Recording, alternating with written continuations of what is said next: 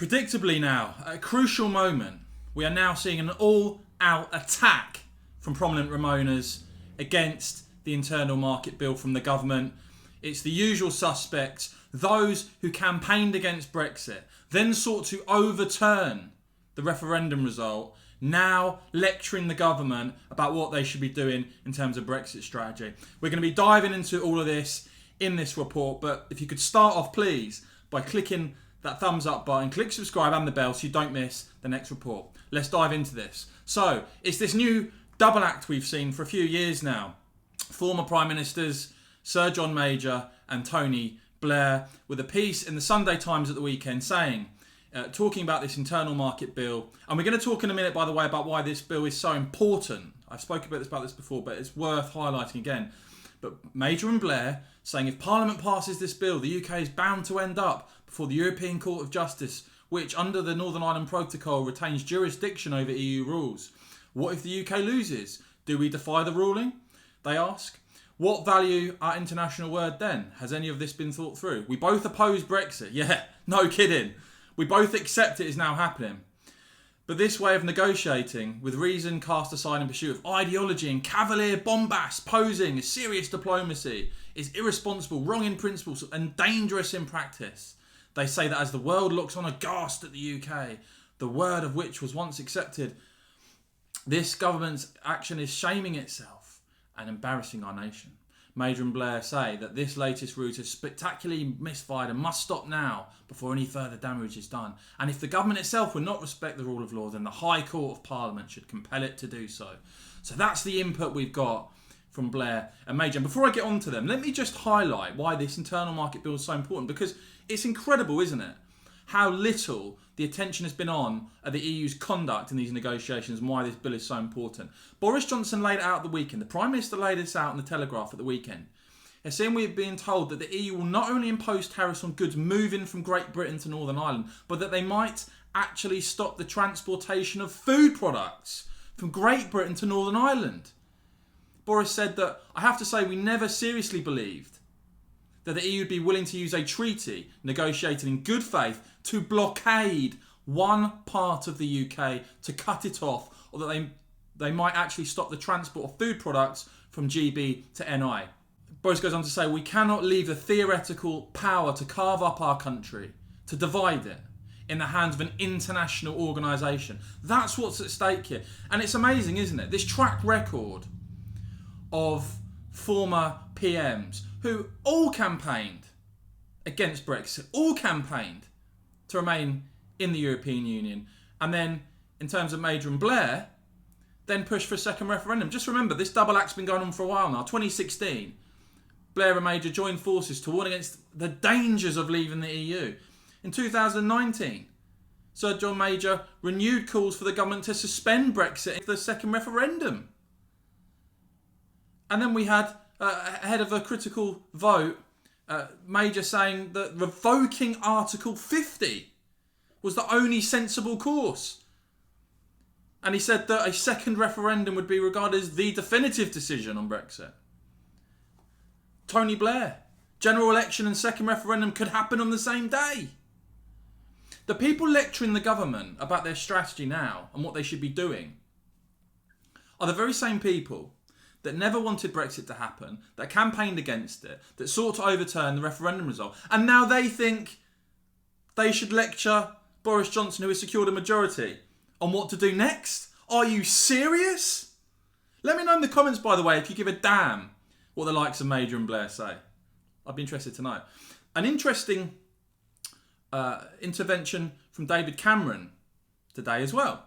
Now, Cameron's a bit different because unlike Major and Blair, who have basically turned whinging and moaning from the sidelines into a sort of everything they do is sort of an art form for them, Cameron is far more reluctant, it seems, to intervene normally in terms of getting involved. But he has said he's become the fifth and final former PM to express concern about the government's internal market bill, saying that it should be an absolute final resort.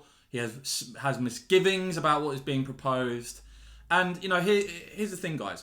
We've seen, haven't we, what happens when you have a Remainer PM moving in straight diplomatic lines, bowing down to the EU, or we don't want to disrupt or upset anybody, we must be good boys and girls, you get steamrolled, you get walked over, you get given an EU backstop trap that you then try to sell to the British people, which would have been a total and complete humiliation.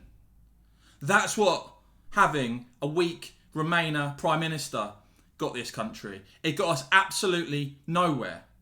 And now Boris, with a majority, seemingly can't even rely on some Conservative MPs to back him up at a crucial moment in the negotiations, at a crucial moment for this country as the end of the transition period approaches. I must say, those Tory MPs now putting the boot in, I think it's disgraceful. Now, Kit Malthouse, the policing minister, insisting this morning that the legislation was necessary to prevent, as he highlighted again, a situation where GB cannot supply food into Northern Ireland. He was talking to Geoffrey Cox, who's one of those that's spoken out against this bill, unfortunately. Kit Malthouse saying, I would ask for a solution to that conundrum. If we get to a situation where we are not recognised as a third country and it therefore becomes illegal to move food to Northern Ireland, what is the UK Prime Minister supposed to do? I don't think these ex-Remainer PMs have thought that through. Or perhaps they're just happy to be subservient to the European Union. After all, they all wanted to continue within the bloc. In Major and Blair's case, they wanted to have a second referendum. They wanted to ignore the first vote. But what is their answer? The government trying to move forward with an internal market bill, and yet these former PMs speaking out against it at a crucial moment for this country, as I say. Now, Conservative MP Andrew Murrison, I think he laid out the argument quite well today. And he talked about how he is not going to sit back and wait for the EU to carve up the UK. He calls the EU a serial abuser of international law.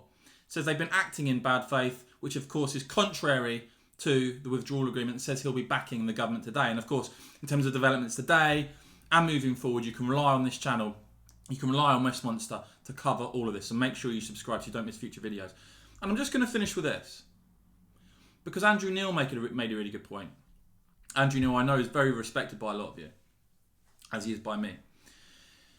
He made this point.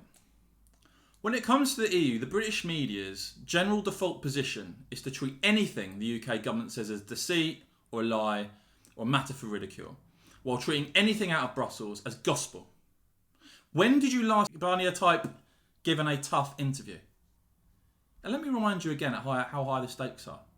This is what our Prime Minister said at the weekend. This is what this internal market bill is about.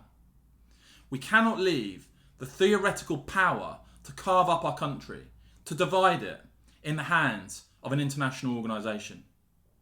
Seemingly, some MPs and many Lords are happy for that to be the case.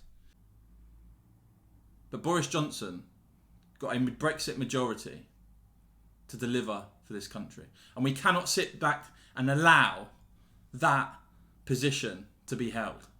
As ever, guys, let me know what you think in the comments below.